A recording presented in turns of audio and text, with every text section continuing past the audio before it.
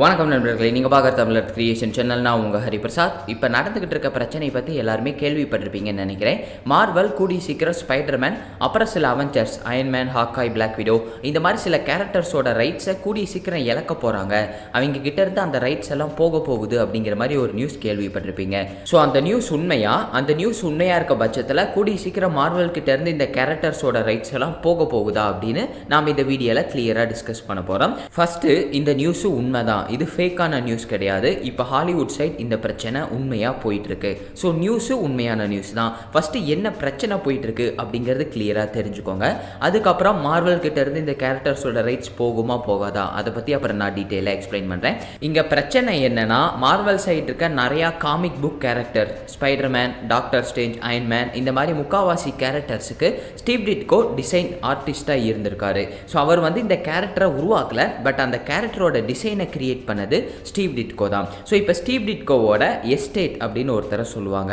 அப்படின்னா ஸ்டீவ் டிட்கோவோட ப்ராப்பர்ட்டியை மேனேஜ் பண்ணுற ஒருத்தர். அந்த மேனேஜர் இப்போதைக்கு மார்வல் மேலே காப்பிரைட் டெர்மினேஷன் அப்படிங்கிற ஒரு விஷயத்தை ஃபைல் பண்ணியிருக்காரு.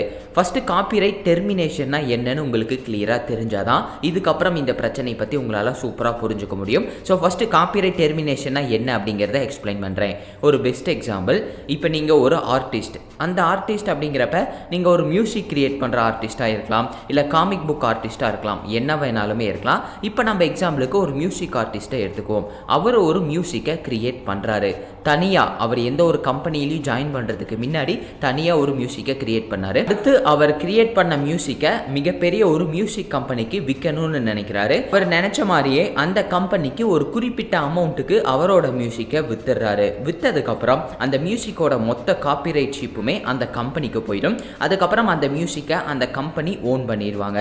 அதுக்கப்புறம் அந்த கம்பெனி மியூசிக்கை பப்ளிஷ் பண்ண ஆரம்பிச்சிருவாங்க. அதுக்கப்புறம் அப்படியே சில காலம் போகும். ஒரு குறிப்பிட்ட காலத்துக்கு அப்புறம் அந்த மியூசிக்கோட வேல்யூ அதிகமாயிரும். ஸோ இந்த ஆர்டிஸ்ட் அந்த மியூசிக்கை விற்கிறப்ப, ஃபார் எக்ஸாம்பிள் ஒரு $5000 அவர் அந்த மியூசிக்கை விற்கிறாருன்னு எடுத்துக்குவோம். ஆனால் அது அப்பத்திக்கான வேல்யூ. இப்போதைக்கு அந்த மியூசிக்கோட வேல்யூ $10 லட்சம்.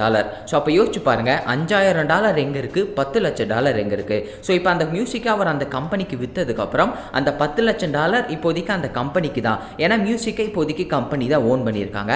இப்படியே இன்னும் காலம் போக போக அந்த மியூசிக்கோட பொட்டன்ஷியல் அதிகமாயிட்டே போகலாம். ஆனால் அதிகமாயிட்டே போக போக கடைசி வரைக்கும் அந்த கம்பெனிக்கு தான் லாபம் வந்துட்டு இருக்கும். இந்த பக்கம் கிரியேட் பண்ண ஆர்டிஸ்ட்டுக்கு கடைசி வரைக்கும் அந்த மியூசிக்ல இருந்து வெறும் $5000 தான் பணம் கிடைச்சிருக்கும். ஸோ இந்த விஷயம் அந்த மியூசிக்கை கிரியேட் பண்ண ஆர்டிஸ்ட்டுக்கு எந்த அளவுக்கு கொடுமையானது அப்படின்னு உங்களுக்கே தெரியும் இல்லையா? ஸோ இந்த மாதிரி ஒரு விஷயத்துக்காக தான் காப்பிரைட் டெர்மினேஷன் அப்படிங்கிற ஒரு ஆக்டை கொண்டு வந்தாங்க.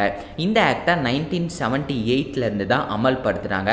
இப்போ 1978க்கு முன்னாடி ஏதாவது ஒரு ஆர்டிஸ்ட் அவரோட மியூசிக்கையோ இல்லை சில காமிக் கேரக்டரை ஒரு கம்பெனிக்கு வித்திருக்காரு அப்படின்னா, அந்த கம்பெனி அந்த மியூசிக் அந்த கேரக்டரை பப்ளிஷ் பண்ண டேட்லேருந்து அடுத்து ஒரு 56 வருஷம் கழிச்சு இந்த காப்பிரைட் டெர்மினேஷன் அப்படிங்கிற ஒரு விஷயம் நடக்கும். காப்பிரைட் டெர்மினேஷன் அப்படின்னா அவ்வளோதான். அந்த டெர்மினேஷன் போட்டாங்கன்னா அதுக்கு மேலே அந்த கம்பெனியால் அந்த மியூசிக்கை ஓன் பண்ண முடியாது.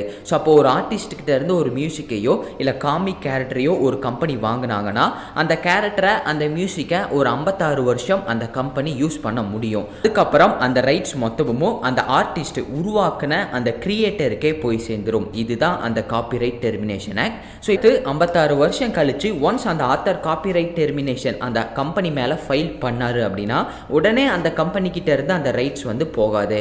அடுத்து ஒரு 5 வருஷம் விண்டோ பீரியட் அப்படின்னு சொல்லுவாங்க. அந்த காப்பிரைட் டெர்மினேஷனை ஃபைல் பண்ணதுக்கு அப்புறம் அடுத்து ஒரு 5 வருஷத்துக்கு அந்த கேரக்டர்ஸோட ரைட்ஸ் அதே கம்பெனிக்கு கீழே தான் இருக்கும். அந்த 5 வருஷத்தில் கம்பெனி டிசைட் பண்ணுவாங்க இந்த விஷயம் ரிலேட்டடாக என்ன பண்ணலான்னு யோசிப்பாங்க. அந்த 5 வருஷத்தில் அந்த கம்பெனி எதுவுமே பண்ணலினா அந்த 5 வருஷம் விண்டோ பீரியட் முடிஞ்சதுக்கப்புறம் அந்த ரைட்ஸ் மொத்தமுமே அந்த ஆர்டிஸ்ட் ஒரிஜினல் கிரியேட்டருக்கே போய் சேர்ந்துடும்.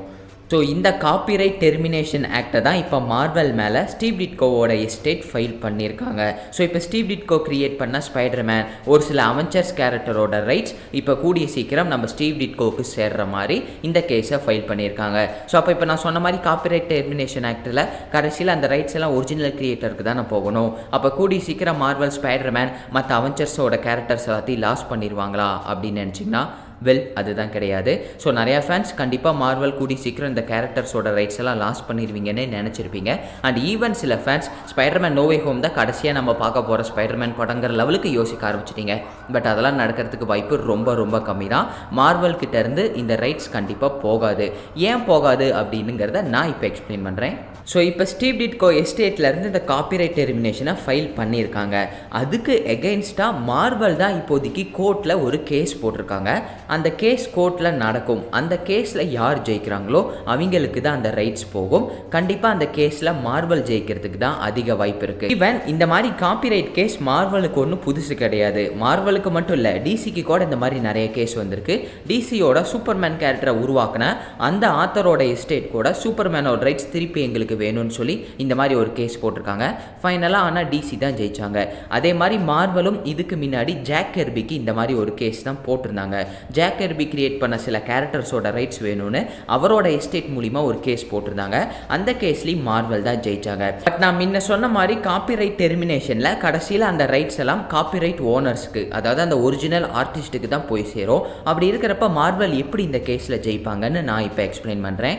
அதுக்கு முன்னாடி ஒர்க் ஃபார் ஹையர் அப்படிங்கிற ஒரு டேர்ம் இருக்குது. ஸோ அந்த டேர்மை பற்றி நீங்கள் கொஞ்சம் கிளியராக புரிஞ்சுக்கணும். ஸோ இந்த காப்பிரைட் டெர்மினேஷன் அப்படிங்கிற இந்த ரூலுக்குமே சில லிமிட்டேஷன் இருக்குது. ஒர்க் ஃபார் ஹையர் அப்படிங்கிற ரிலேட்டடாக வர ஆத்தர்ஸுக்கு இந்த காப்பிரைட் டெர்மினேஷன் ஆக்ட் வந்து பொருந்தாது. ஸோ இப்போ ஒர்க் ஃபார் ஹையர் அப்படின்னா என்னென்னு நான் கிளியராக எக்ஸ்பிளைன் பண்ணுறேன்.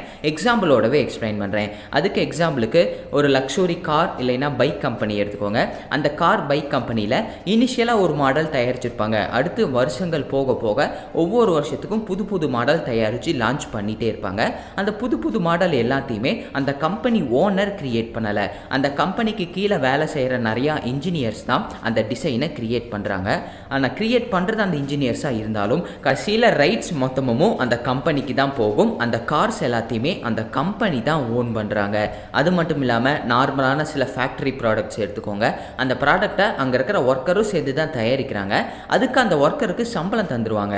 ஆனால் கடைசியில் அந்த ப்ராடக்டோட ஓனர்ஷிப் அந்த கம்பெனியோட ஓனருக்கு கீழே தான் இருக்கும். ஸோ இந்த ஒரு விஷயமும் ஒர்க் ஃபார் ஹையர் அப்படிங்கிறதும் கிட்டத்தட்ட ஒன்று தான். ஃபார் எக்ஸாம்பிள், இப்போ ஸ்டான்லி தான் ஸ்பைடர்மேன் கேரக்டரை கிரியேட் பண்ணாரு, இல்லைன்னு சொல்லலை. ஆனால் ஸ்டான்லி மார்வல் கம்பெனியில் சேர்றதுக்கு முன்னாடி அந்த ஸ்பைடர்மேன் கேரக்டர் அவர் கிரியேட் பண்ணலை. ஸோ ஸ்டான்லி மார்வல் கூட சேர்றப்பவே ஒர்க் ஃபார் ஹையர் அப்படிங்கிற ஒரு இதில் தான் சேர்த்துனாங்க.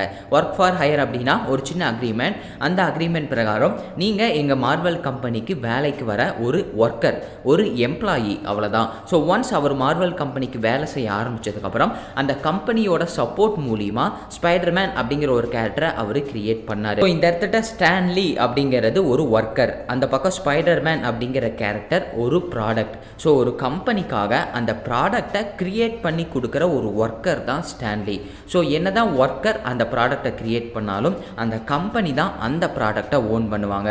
நான் அந்த எக்ஸாம்பிளையும் இந்த எக்ஸாம்பிளையும் நல்லா கனெக்ட் பண்ணி பார்த்தீங்கன்னா உங்களுக்கு கிளியராகவே புரியும். ஸ்டான்லி அப்படிங்கிற ஒரு ஒர்க்கர் ஸ்பைடர்மேன் அப்படிங்கிற ப்ராடக்டை மார்வல் கம்பெனிக்காக ரெடி பண்ணி கொடுத்துருக்காரு. ஆனால் ஃபைனலாக அந்த ப்ராடக்டோட ரைட்ஸ் மொத்தமுமே மார்வல் கம்பெனிக்கு தான் இருக்கும். ஸோ இந்த இடத்துல ஸ்டான்லி என்ன தான் ஸ்பைடர்மேனோட ஒரு ஆத்தராக இருந்தாலும் ஒரிஜினலான ஆத்தர், ஒரிஜினலான கிரியேட்டர் மார்வல் கம்பெனி தான். ஸோ இதுதான் ஒர்க் ஃபார் ஹையர் அப்படின்னு சொல்லுவாங்க. நம்ம ஸ்டான்லி மட்டும் இல்லாமல் ஸ்டீவ் டிட்கோ, ஜாக் கெர்பி, இந்த மாதிரி ஏகப்பட்ட ஆத்தர்ஸ் எல்லாருமே ஒர்க் ஃபார் ஹையர் அப்படிங்கிற ஒரு பேரில் தான் சேர்க்கப்பட்டாங்க. இதுக்கு முன்னாடி ஜாக் கெர்பிக்கும் இதே மாதிரி ஒரு கேஸ் தான் நடத்தினாங்க.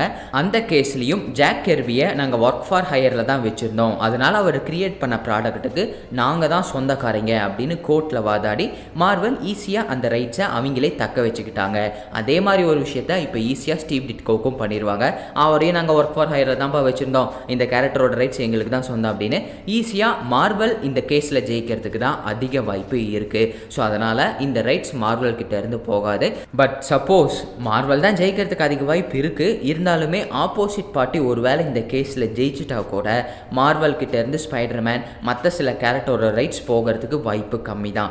ஏன் அப்படின்னா இந்த ஆத்தர்ஸ் எல்லாம் எதுக்காக கேஸ் போடுறாங்கன்னு நீங்கள் நினைக்கிறீங்க? ஸோ அந்த கேரக்டரோட ரைட்ஸ் அவங்களுக்கு வரணும் அப்படிங்கிறத விட அந்த கேரக்டரை அவங்க கிரியேட் பண்ணதுக்கு தகுந்த சம்பளம், தகுந்த பணம் அவங்களுக்கு கிடைக்கணும். ஸோ இப்போ ஸ்டார்டிங்கில் அந்த கேரக்டர் அவங்க டிசைன் பண்ணுறப்ப அவங்களுக்கு குறிப்பிட்ட அமௌண்ட்டு தான் சம்பளமாக தந்திருப்பாங்க.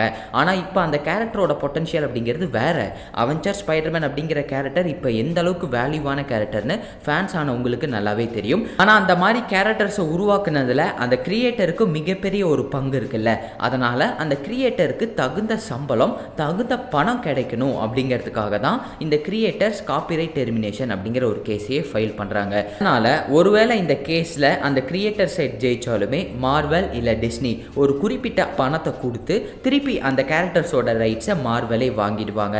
அந்த கிரியேட்டர்ஸுக்கு தேவை பணம், அதுக்காக தான் கேஸ் போட்டிருக்காங்க. இப்போ இந்த ஸ்பைடர்மேன் மற்ற கேரக்டர்ஸோட வேல்யூ எவ்வளவோ அந்த வேல்யூவுக்கு நிகரான ஒரு அமௌண்ட்டை இந்த பக்கம் அந்த ஆர்டிஸ்ட்டுக்கு இல்லை அந்த ஆர்டிஸ்ட்டுக்கு கீழே இருக்க அந்த மேனேஜருக்கு கொடுத்துட்டா இப்போ அந்த கேரக்டர்ஸோட ரைட்ஸை டெம்பரவரியாக மார்வெலே வாங்கிக்கலாம். அதுக்கப்புறம் மறுபடியும் ஒரு 35 வருஷம், ஸோ நான் சொன்ன மாதிரி 1978க்கு முன்னாடி கிரியேட் பண்ண கேரக்டர்ஸாக இருந்துச்சுன்னா 56 வருஷம் ஆகும். அதே 1978க்கு அப்புறம் கிரியேட் பண்ண கேரக்டர்ஸாக இருந்தால் 35 வருஷம் தான். ஸோ அப்போ 35 வருஷம் கழித்து மறுபடியும் அந்த காப்பிரைட் டெர்மினேஷன் ஆக்டை வேணால் இந்த ஆத்தர் ஃபைல் பண்ணலாம். ஸோ அந்த மாதிரி எப்படியா இருந்தாலும் இந்த கேஸில் மார்வெல் ஜெயிச்சாலும் சரி ஜெயிக்கலினாலும் சரி அந்த கேரக்டரை கண்டிப்பாக மார்வெல் வந்து விட மாட்டாங்க. ஸ்பைடர்மேன் கேரக்டரை 1962ல் இன்ட்ரடியூஸ் பண்ணாங்க. அதுக்கப்புறம் 56 வருஷம் அப்படின்னா 2018. ஸோ 2018ல் அந்த விண்டோ பீரியட் ஸ்டார்ட் ஆயிடுச்சு.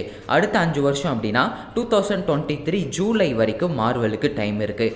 அதுக்கு மேலே அவங்களோட அந்த ஸ்பைடர்மேன் ரைட்ஸ் அந்த ஆத்தருக்கே போயிடும். ஸோ அதுக்குள்ள மார்வெல் அந்த கேஸில் ஒன்ஸ் ஜெயிச்சிருவாங்க. அப்படி ஒரு வேளை ஜெயிக்கலினாலும் நான் சொன்ன ரெண்டாவது வழி ஒரு குறிப்பிட்ட அமௌண்ட்டை அந்த ஆத்தருக்கு கொடுத்துட்டு திருப்பி இந்த கேரக்டர்ஸ் எல்லாம் மார்வெலை வாங்கிக்குவாங்க. அதனால் எந்த பிரச்சனையும் இல்லை. நீங்கள் திருப்பி ஸ்பைடர்மேன் மற்ற அவெஞ்சர்ஸ் கேரக்டரை வச்சு நிறையா படங்கள் காமிக்ஸ் நீங்கள் பார்க்க தான் போகிறீங்க. அதனால் நீங்கள் எந்த கவலையுமே பட தேவையில்லை. ஸோ ஓரளவுக்கு நான் கிளியராக எக்ஸ்பிளைன் பண்ணியிருப்பேன்னு நினைக்கிறேன். புரிஞ்சிருந்ததுன்னா மறக்காமல் என்னோட சேனலுக்கு சப்போர்ட் பண்ணுங்கள். நான் இன்னொரு இன்ட்ரெஸ்டிங்கான வீடியோவில் அடுத்து உங்களை மீட் பண்ணுறேன். அது வரைக்கும் நான் உங்கள் ஹரிபிரசாத். இது உங்கள் தமிழரித் கிரியேஷன் சேனல். டாடா.